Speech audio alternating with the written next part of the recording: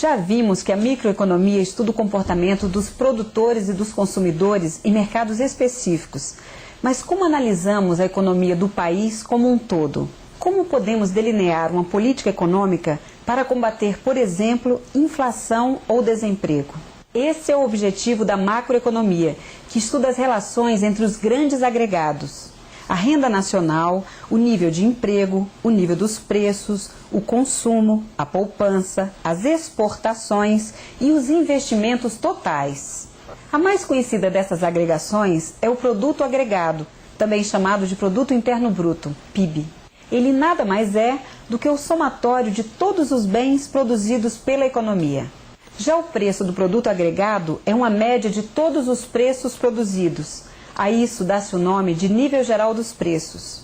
De forma semelhante, a macroeconomia também vê o mercado de trabalho como a agregação de todos os tipos de trabalho existentes. Como resultado, temos outras duas variáveis macroeconômicas, a taxa salarial e o nível de emprego.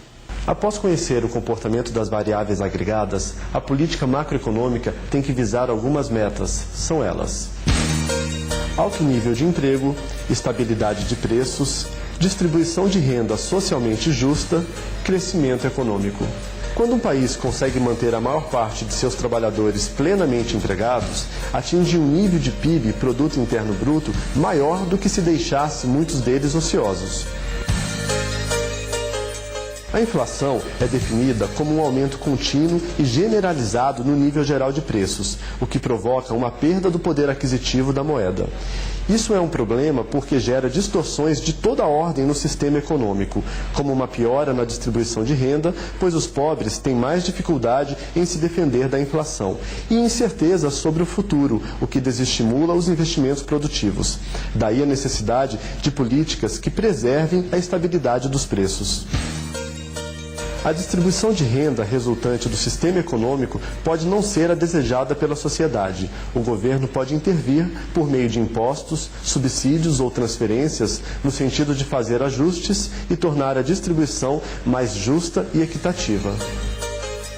Crescimento econômico é o aumento da capacidade produtiva da economia e, portanto, da produção de bens e serviços de determinado país. Quanto maior o produto agregado do país, mais rica é a sociedade.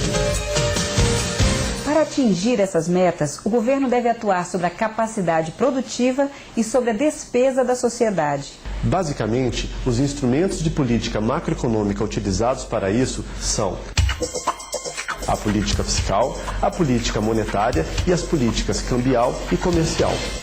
A política fiscal diz respeito às decisões dos governos sobre gastos e tributos. Seus efeitos podem ser sentidos diretamente na demanda agregada, por meio da variação dos gastos públicos em consumo e investimento, ou indiretamente pela redução dos impostos, o que eleva a renda disponível no setor privado. A política monetária refere-se às decisões do governo sobre a quantidade de moeda, de crédito e das taxas de juros. Na atualidade, o principal instrumento da política monetária é a taxa de juros, e seu objetivo primordial é a inflação baixa. A política cambial envolve as ações para afetar a taxa de câmbio. Já a política comercial trata dos incentivos às exportações e dos desestímulos às importações, que pode acontecer por meio de alterações nas tarifas, no crédito ou via cotas. Para entender como funcionam os modelos macroeconômicos, vamos supor, primeiramente, que só existem dois agentes na economia, as famílias e as firmas. As famílias representam todos os indivíduos da sociedade e são as detentoras dos fatores de produção, ou seja, tudo aquilo que é utilizado para produzir bens e serviços. Os fatores de produção são classificados em três grandes grupos: terra, que são os campos cultiváveis, as minas; o trabalho, que são os recursos físicos e mentais do homem; e o capital, que são as máquinas, as instalações e as matérias-primas. O outro agente da economia são as firmas. Estas utilizam os fatores de produção e fabricam os bens e serviços para serem consumidos pelas famílias. Bem, então a atividade produtiva requer fatores produtivos: terra, trabalho e capital. No entanto, para que as firmas utilizem esses fatores, elas devem pagar por eles. Ou seja, as famílias devem receber uma remuneração por esses fatores que foram entregues ao processo produtivo. As remunerações pelos fatores de produção são salários, remuneração do fator trabalho, juros, remuneração do capital monetário, lucros, remuneração do risco incorrido pelo empresário e aluguéis, remuneração do capital físico. Essas remunerações constituem a renda das famílias. As firmas utilizam os fatores produtivos adquiridos e produzem bens e serviços. A soma de todos os bens e serviços finais produzidos na economia durante determinado período de tempo é o produto agregado. Já a remuneração recebida pelas famílias é gasta com os bens e serviços produzidos pelas firmas. Essa despesa com o produto é a demanda agregada.